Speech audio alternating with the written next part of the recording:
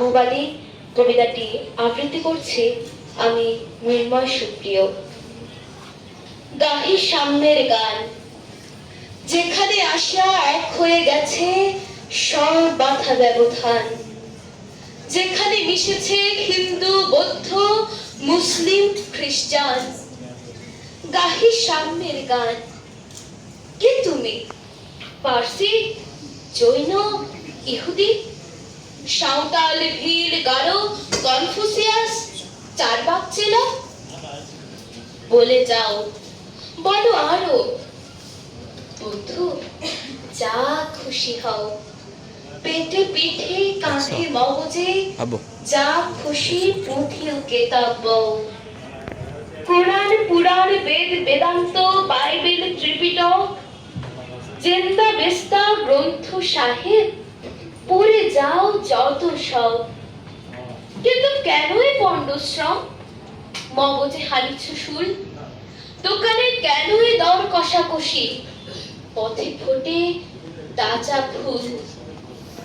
তোমাতে রয়েছে সকল কেতাব, সকল কালের জ্ঞান, সকল শাস্ত্র খুঁজে পাবে শাখা, খুলে দেখো নিজ প্রাণ।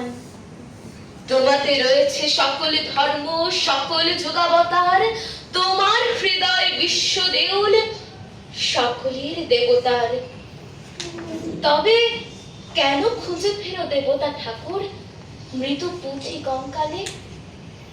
হাসিছেন তিনি অমৃত হিয়ার নিভৃত অন্তরালে। বন্ধু, বলিনি ছোট, এইখানে এসে লুটাইয়া পড়ে সকল রাজ মুকুট।